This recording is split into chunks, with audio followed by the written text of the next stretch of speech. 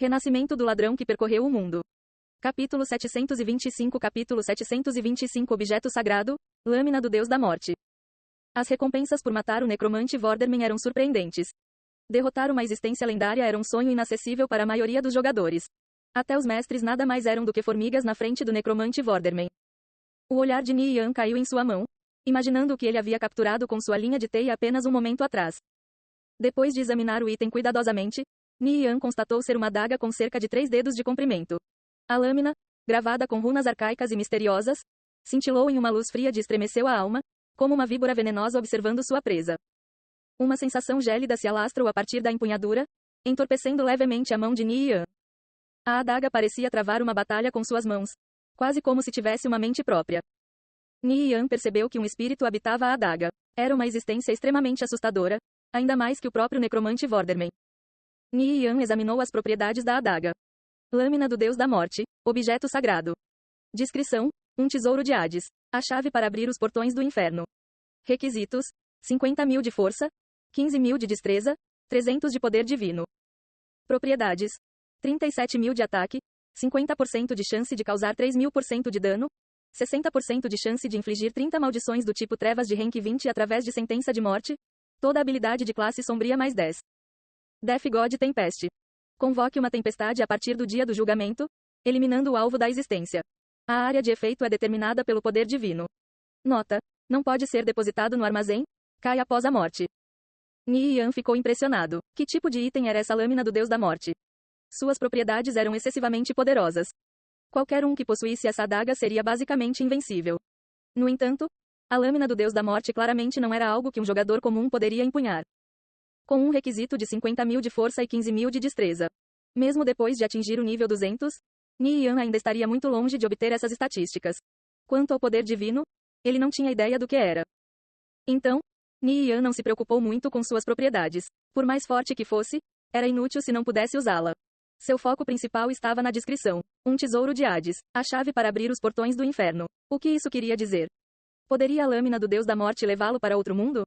Os rumores nas lendas eram verdadeiros? O inferno existia e, o mais importante, esse item poderia levá-lo para lá. De nada adiantaria pensar em todas essas coisas sem sentido. Então guardou a lâmina do Deus da Morte em sua bolsa. Neste momento, Nian recebeu uma notificação.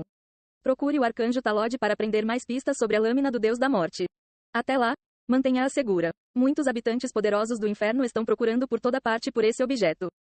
Nian franziu as sobrancelhas, compenetrado em seus pensamentos. Parecia que a lâmina do Deus da Morte não era um assunto pequeno. Encontrar o arcanjo Talod seria difícil. Mesmo sabendo que Talod estava guardando a passagem que levava ao submundo, ninguém sabia sua localização exata. Esta era definitivamente uma missão de alta dificuldade. Ele poderia garantir que havia mais missões em sequência que seriam ainda mais difíceis. Então, ele optou por deixá-lo em segundo plano por enquanto. Nesse momento, o dragão de asas negras pousou lentamente e com dificuldade na frente de seu mestre, cutucando-o gentilmente com sua cabeça, deixando escapar um gemido triste de dor. Nian inspecionou a condição do dragão de asas negras. Ele estava gravemente ferido. Suas escamas foram corroídas pelo miasma.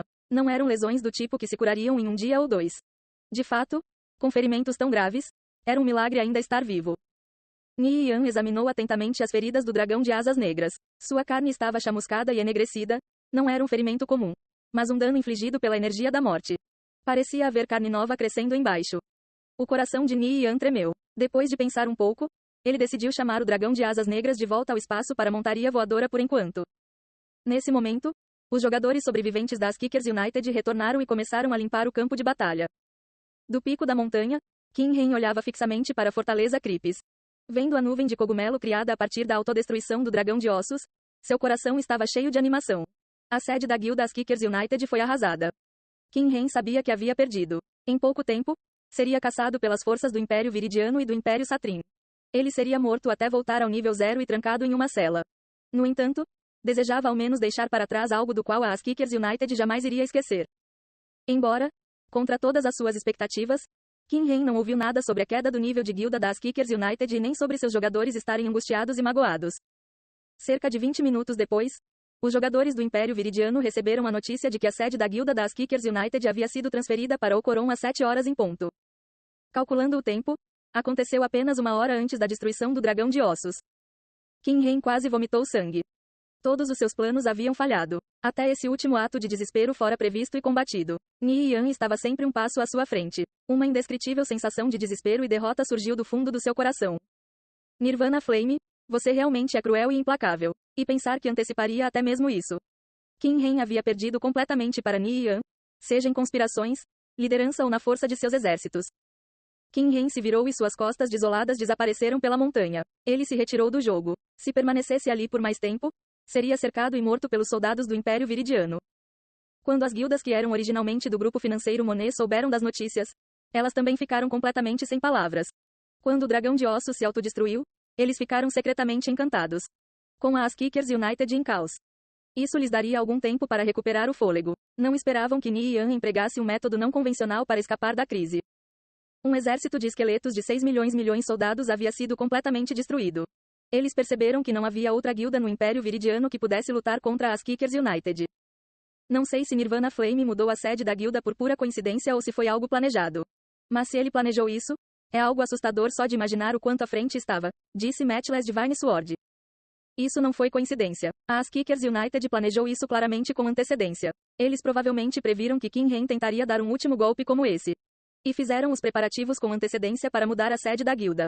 Eles atraíram o exército de esqueletos para atacar a fortaleza Cripes. Quando o inimigo fosse arrastado para dentro, eles escapariam astuciosamente, disse Eternal Sim em um tom analítico. Pensando um pouco, Divine Flame e os outros concordaram com a avaliação de Eternal Sim. Uma sensação de pressentimento brotou em seus corações. O discernimento de Ni Yan era muito profundo. Esqueçam, a guerra acabou. Nós perdemos. Divine Flame suspirou profundamente. Eles haviam perdido muito durante este conflito. Tudo o que lhes restava era jurar lealdade à Askickers United, ou lidariam com eles um a um. Depois que o grupo financeiro Monet retirou seu apoio, de acordo com os termos do contrato, mais da metade dos ativos de suas guildas foram apreendidos. Além disso, Qin Ren não estava disposto a ficar de braços cruzados e estava fazendo tudo ao seu alcance para tornar a vida deles um inferno. Eles gastariam grande parte de suas provisões futuras para se recuperar de seus contratempos. A Askickers United havia varrido mais ou menos todos os seus rivais no Império Viridiano. O próximo passo era expandir rapidamente sua influência e consolidar seu poder. A Askickers United e suas guildas aliadas começaram a recuperar seu território perdido, reconstruindo a partir das ruínas. Levaria pelo menos um mês ou dois para a Askickers United unir completamente o Império Viridiano e assumir o controle da maioria das fortalezas.